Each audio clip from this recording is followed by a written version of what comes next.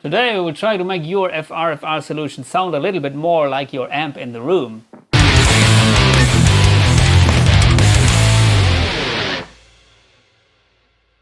For those of you who are familiar with my other videos, you may have recognized that I'm a big fan of modeling units like the Kemper or the AxeFx by FractalAudio.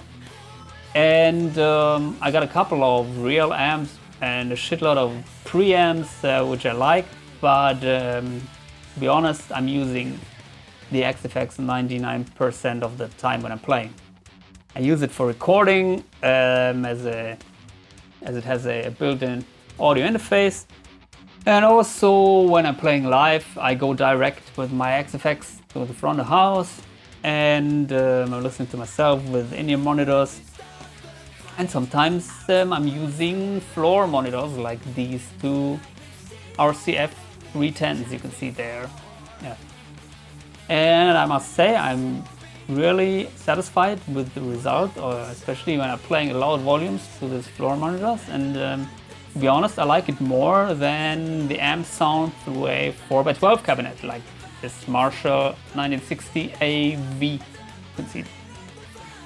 I know how the amp in the room sounds, but I found out that many people seem to have problems with the modeling unit and listening to their sound through a floor monitor, because they say, man, it sounds good at a bedroom level and also for recording, but my Helix, AxeFx, Kemper, it doesn't sound good through floor monitors. It sounds completely different than my amp in the room, and I want my amp in the room sound. And well, I can understand that there is a difference between a 4x12 cabinet and a floor monitor, but you can make the floor monitor sound a little bit more like a 4x12 cabinet. And this video I would like to show you my tricks, what I'm doing usually. But first of all, I would like to point out the differences between a conventional guitar speaker like a vintage 30, which is built in this 4x12 cabinet, and a floor monitor like these wedges. I heard they're called wedges because they're as tasty as potato wedges from McDonald's. Okay, well, what is the difference? If you would look at the frequency curve of a vintage 30 speaker from this Marshall cabinet, you would see that there's just a low and high cut. You don't hear many frequencies above 5K and also below 120 Hz. So in reality, it's a glorified filter that is cutting highs and lows, and it leads to a very mid-focus sound. It also makes a difference if you put the cabinet on the floor or if you put it on wheels or on a stand. If you put it on the floor, usually you have more bass response than if you put it on a stand or on wheels. And that is the same with the floor monitors. If you put them like I do now on the floor, you will have much more pronounced bass response than if you put it somewhere on a stand. So you have to take that into account. If you like to have more bass, then I recommend to put the things on the floor. Also with your 4x12 cabinet. Okay. But the most important difference for me is that these floor monitors, usually they are consisting of two speakers. So it's a two-way system. In this case, it's consisting of a 10-inch speaker for the lows and mid frequencies, and also a small high frequency driver, which is addressing the frequencies maybe above 5K or 4K, which usually you don't get with your guitar cabinet. So one possibility to get closer to the sound of a guitar speaker would be to turn off the high frequency driver in your floor monitor. And as there are some floor monitors where you can turn off the high frequency driver, and I think in most cases it's not possible. So you will get these frequencies. And also you have to take into account that the amp in the room sound you're hearing from your favorite amp is not what you're hearing through the front of house. Because usually you are getting the sound of your cabinet with a microphone, like the Shure SM57, for example. And this microphone is a little bit pushing the highs and lows again. Because to cut through a mix, you may need the 4 or 5K frequencies. Also in a high gain guitar tone, the speaker doesn't have these frequencies, or at least not very pronounced. So in combination with an SM57, they are a little bit raised again. And that is what the signal what your front of house engineer gets. And that is also something you're getting if you are using a mic'd cabinet IR in the AxeFx. For example, here I'm using a 4x12 recto, which was mic'd with an SM57. So what you're hearing here is not the amp in the room sound. It's the sound of a mic'd amp and cabinet. And we want the amp in the room sound again. So what should we do? Well, of course we have to reduce those highs and lows again, which were raised by the SM57 in this case. And I'm doing this with an additional parametric equalizer, as you can see here. And first of all, I'm reducing the lows again, starting around 100 Hz and also maybe around 5K. In this case, I set a high cut filter at 5.7K. I'm using a very high slope, 36 dB. And I'll show you the difference. So this is the sound without the parametric equalization,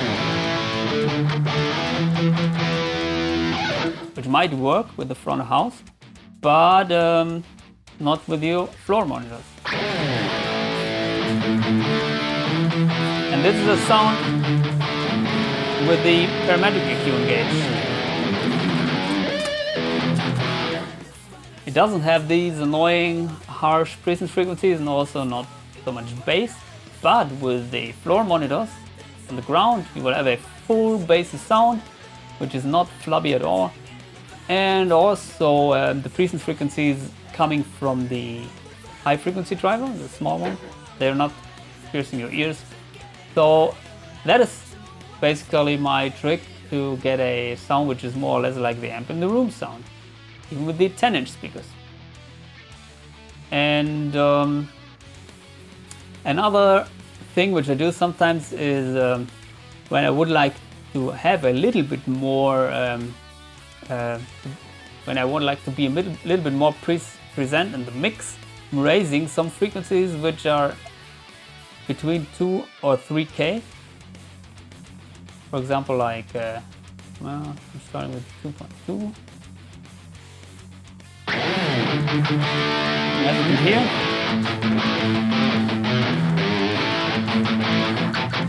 you will have these percussive frequencies which seem to help, especially with the rhythm guitars, and also they're not annoying in the highs because they are a little bit lower than the 4 or 5K you are usually boosting with an SM57. And why do I raise these frequencies? Well, the reason is that although the floor monitors they call FRFR, which means full range flat response, so it's addressing full range of frequencies and all flat, so every frequency is evenly addressed. It's not true. They are not FRFR, especially not one of these things, and that is due to the construction and also due to the price. There's a 10-inch speaker inside, which cannot have that much bass frequencies like maybe mid frequencies, because maybe below 100 Hertz the speaker is not big enough to pronounce these frequencies. And also the highs, they are there with the tiny high frequency driver, but there's usually a gap or a little bit of a hole between the high mids and the presence frequencies, because the 10-inch speaker doesn't have these high mids, and the high frequency driver doesn't address the low presence frequencies. So this hole with these monitors is around 2 or 3K, so I'm usually boosting these frequencies, but it depends on your floor monitor. Also, if you are using a 10-inch or 12-inch or 8-inch woofer in the floor monitor. By the way, I had the best results with using 10-inch floor monitors.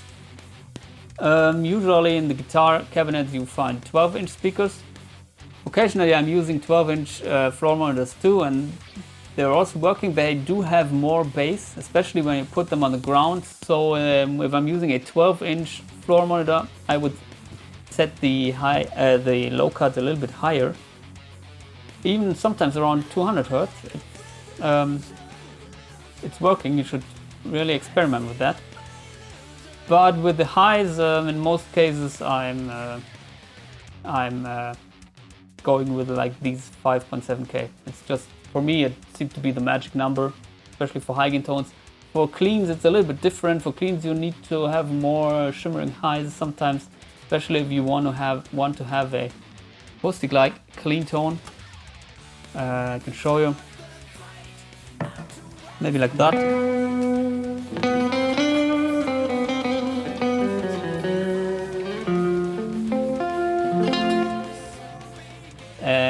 If I would turn the equalization on,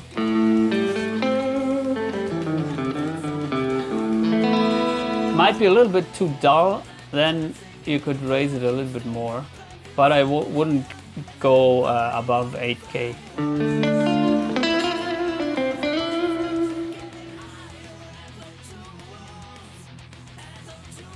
Finally, you have to take into account that the front of house system, at least if it's a good one, it is more or less FRFR if the sound engineer knows how to work with it. So I wouldn't recommend to give these frequency corrected signal to the front of house, because the front of house usually, especially with bigger systems, it's consisting of more ways than these two.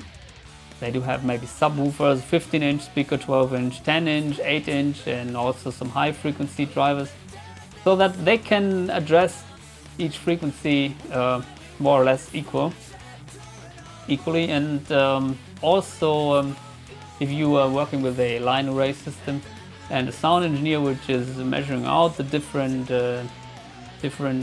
frequencies depending on the environment, then he can correct or compensate peaks in the frequency curve and make it even flat. And if you have like that high quality front of house system, I would give the front of house guy the signal without the corrected equalization. So I would route this signal to a different output in the AxeFx here. And the only thing I would do then is maybe cut the sub bass maybe below 80 Hertz or something, and also the high cut I would set it around 8K, because usually that is something which in my opinion you don't need in a live situation. Everything above 8K and also below 80 Hertz. But if you have a professional sound engineer, he can use these frequencies to glue some instruments together. So I wouldn't recommend to cut it off and give him already the correct signal. You can do it maybe with like the 80 Hertz and 8K, but I would definitely not give him the signal cut around maybe 4 or 5K and maybe 150 hertz.